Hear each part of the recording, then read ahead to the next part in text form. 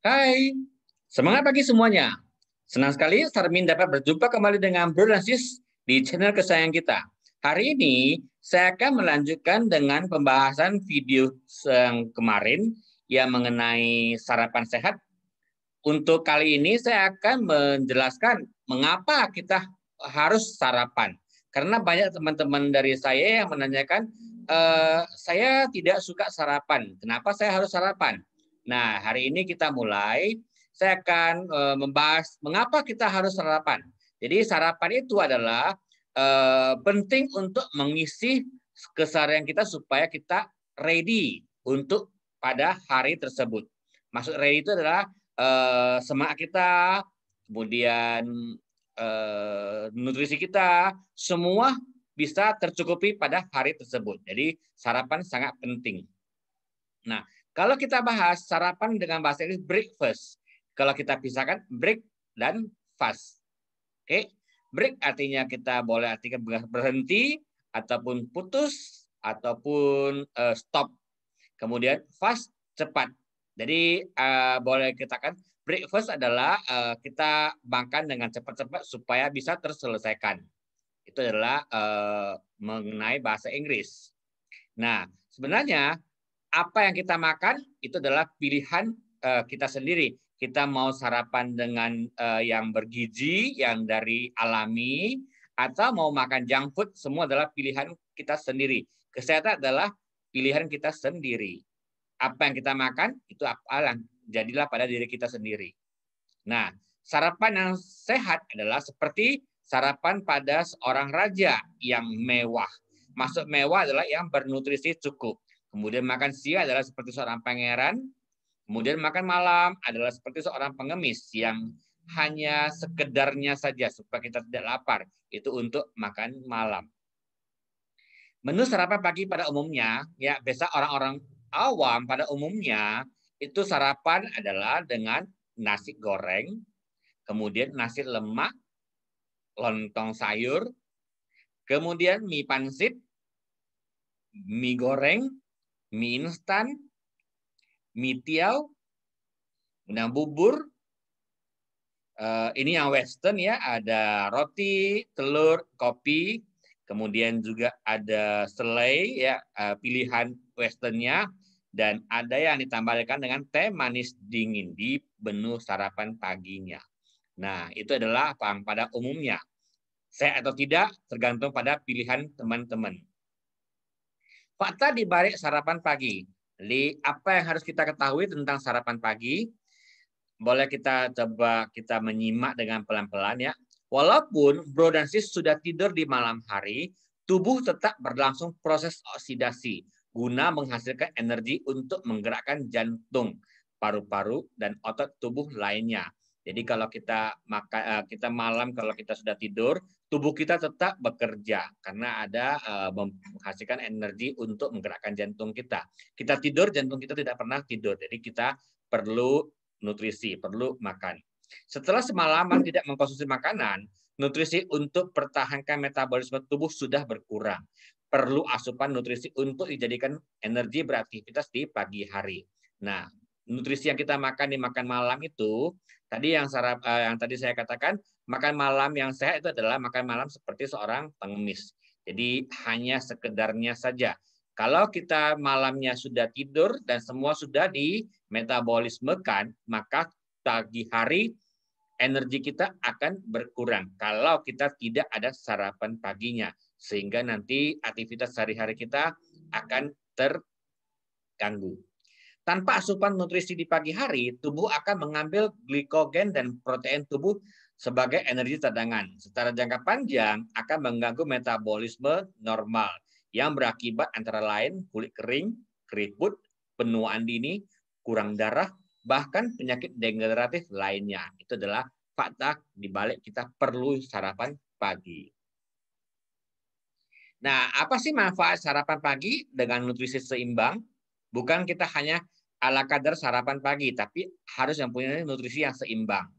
Yaitu yang menyediakan sumber energi awal untuk aktivitas di pagi hari. Kemudian meningkatkan keterampilan kognitif otak. konsentrasi yang lebih tinggi, bahkan meningkatkan kewaspadaan karena otak membutuhkan energi dari glukosa. Dan sarapan pagi yang kaya protein akan memberi energi sepanjang hari. Tubuh menjadi lebih fit dan tidak mudah lelah.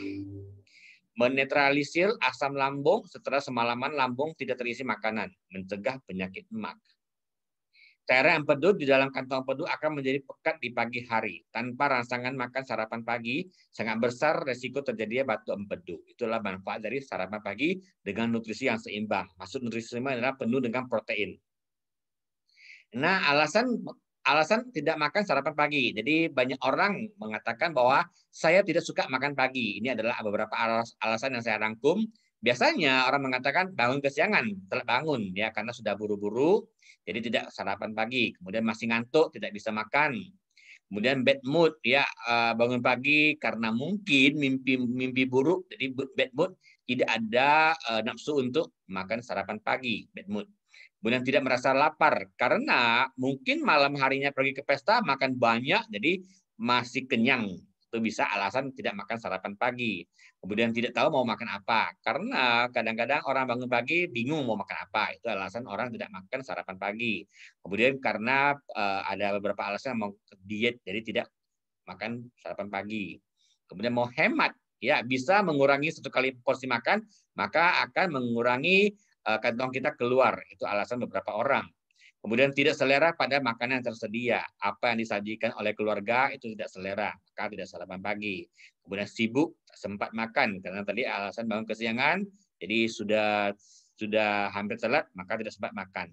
Kemudian buru-buru mau berangkat kerja karena efek juga bangun kesiangan atau ke sekolah. Ribet bangun pagi untuk siapkan sarapan. Kalau untuk yang tinggal sendiri, kalau untuk bangun pagi untuk buat sarapan katanya ribet, jadi banyak yang mau disediakan. Kalau kita misalkan di rumah mau masak mie pangsit, kita mau menyediakan banyak macam bahan untuk kita masak. Jadi itulah beberapa alasan orang mengatakan saya tidak sarapan pagi. Nah, kalau kita sekarang bayangkan, jika kita skip sarapan kita, maka ini tentunya jam 7 pagi kita tidak sarapan. Maka jam 10 kita sudah mulai lapar, tidak fokus, dan kita akan makan cemilan. Dan siang harinya jam 12 kita akan makan siang tidak terkontrol atau rakus. Karena dari pagi kita sudah tidak makan, maka kita lapar. Jadi kita akan makan dengan sangat banyaknya. Kemudian sudah kita makan, jam 3 mulai ngantuk. Karena banyak kerjaan kita banyak minum kopi supaya menghilangkan ngantuknya. Dan jam 6 stres. Kerjaan belum selesai, hari tidak optimal karena kita tidak konsentrasi, karena kita kekenyangan pada jam makan siang, makan terlalu banyak. Dan makan malamnya tidak terkontrol, karena sudah sepanjang hari kita stres, kita kurang makan, maka makan malamnya tidak terkontrol, maka sebanyak-banyaknya. Dan terlalu banyak, juga akan bisa tidur, maka tengah malam bangun, makan tengah cemilan lagi, jadi kurang istirahat. Itulah siklus kalau kita skip sarapan. Jadi itu adalah pola hidup yang tidak sehat. Nah, kalau pola makan yang sehat itu harus mengandung 3J, jadwal, jumlah, dan jenis. Jadwalnya adalah 3 kali makan utama dan 2 kali cemilan dengan jarak 3-4 jam antar waktu makan. Jadi kalau kita sudah sarapan, kita harus ada jeda 3-4 jam baru kita cemilan. Kalau sudah cemilan harus ada 3-4 jam baru ada makan siang. Jadi pandai-pandailah mengatur waktu jadwalnya. Kemudian di antara sarapan itu hanya 30% saja. Kemudian snacknya 10%, makan siang 35%, snack 10% lagi, dan makan malam 15%. Jadi kita bisa melihat sarapan tidak terlalu terbanyak ya. Jadi makan malam juga harus dikurangi. Jadi sekali kita makan protein dan karbo, kemudian fat harus sesuai dengan jumlah yang kita perlukan. Pastikan 40% dari sarapan adalah protein. Nah, kemudian yang kedua tadi J yang pertama jadwal, kemudian J kedua adalah jumlah. Jadi aturlah asupan target sesuai dengan kalori kita sehari-hari. Jika kita ingin membutuhkan berapa kalori, batasilah kalori yang kita perlukan. Jadi makanan pokok, kemudian lauk, buah dan sayuran. Jangan lupa kita juga perlu air putih yang berkualitas. Dan yang paling penting batasi gula, garam, dan minyak. Kebutuhan kalori untuk dewasa adalah 2.150 kilokalori dengan komposisi yang seimbang dan bergizi. Ini menurut BPOM 2016. Kemudian J ketiga jenis, jadi tetap seimbang antara karbohidrat, lemak, protein, serat, dan lainnya. Jadi semuanya harus seimbang.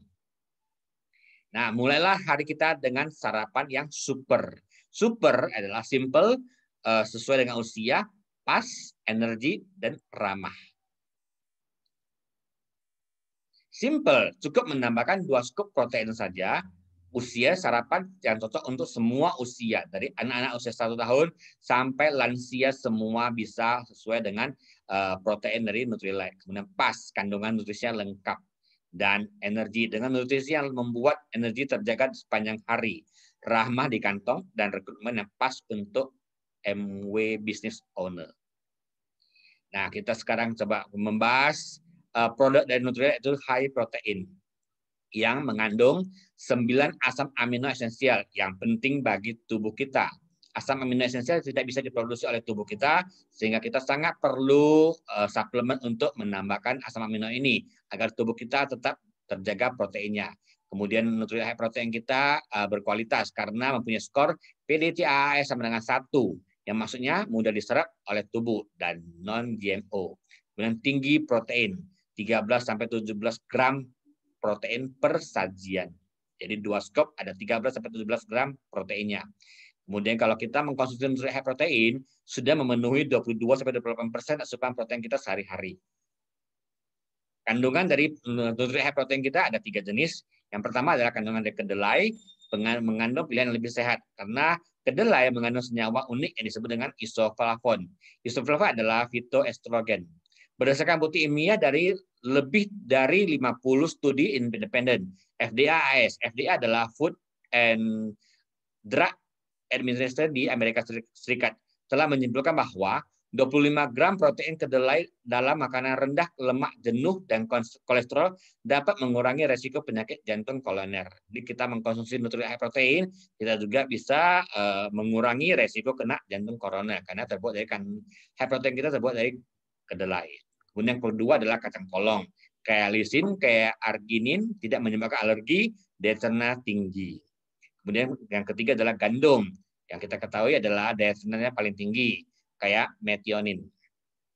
Nah, dan kalau kita mengkonsumsi Nutrilite protein, kalau kita merasa kurang, kita boleh menambahkan lagi dengan produk yang berikutnya adalah Body Key. Body Key ini mempunyai 3 rasa, ya. Body Key by Nutrilite. Kemudian adalah asupan tinggi serat, peringkat nomor 1 di dunia. Tidak mengandung zat pengawet, pewarna, dan pemanis buatan. Dirancang oleh Nutrilite untuk menyatu dengan program Body Key untuk hasil yang terbaik. Di dalamnya hanya terkandung 130 sampai 120 kilokalori tergantung pilihan rasanya, tanpa menambahkan susu.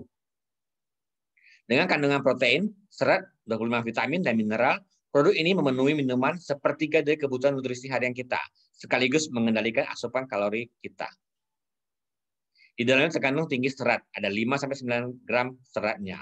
Kemudian dengan teknologi pemedanan rasa, Body Key Ideal Point, yang eksklusif. Produk ini menghadirkan minuman tinggi serat yang nikmat dan syarat dengan semua kebaikan nutrisi. Ada 3 rasa, ada Body Key rasa coklat, rasa kopi, dan rasa vanila. Jadi sesuai dengan selera kita. Kemudian produk ketiga yang boleh saya tambahkan untuk sarapan sehat adalah Double H. Double H adalah suplemen yang mengandung 12 multivitamin, 10 multimineral, serta 22 fitonutrisi, konsentrat tumbuhan, yang dirancang untuk menjaga kesehatan tubuh, dilengkapi dengan Phytoprotect yang berfungsi meningkatkan antioksidan yang secara alami dalam tubuh, untuk melindungi tubuh dari radikal bebas. Kemudian manfaat dari Nutrilite Double S adalah membantu melengkapi aktivitas harian kita, membantu memenuhi kebutuhan dan asupan harian kita, diet tanpa kekurangan nutrisi dan tetap aktif. Nah, kalau kita tadi yang tidak suka makan sarapan pagi, itu fakta tentang makan, sedikit makan. Kalau kita tidak suka makan, jadi ada faktanya, akibatnya metabolisme tubuh kita akan menurun. Karena tidak ada sumber energi yang masuk, maka tidak bisa membakar metabolisme pada tubuh kita. Massa otot tidak akan turun karena ke nutrisi protein yang kita perlukan berkurang. Jadi massa otot kita akan menurun sehingga otot kita akan kendur-kendur. Lemak tetap bertahan dan keinginan makan bertambah karena rasa lapar kita ingin makan terus. Nah, kalau kita skip sarapan, kita tidak suka sarapan, efeknya kalau berlanjut terus-menerus setiap hari akan kena resiko penyakit jantung, resiko obesitas, resiko kolesterol, aktivitas harian tidak optimal. Karena kita skip sarapan, kita akan merasa lapar, jadi kita sehari itu akan merasa sangat lemas. Jadi aktivitas kita tidak optimal. Ayo, ubah kebiasaan mulai dari sekarang. Semoga sharing tambahan dari saya bisa bermanfaat bagi Bro dan Sis. Sampai jumpa di lain kesempatan. Terima kasih. Bye-bye.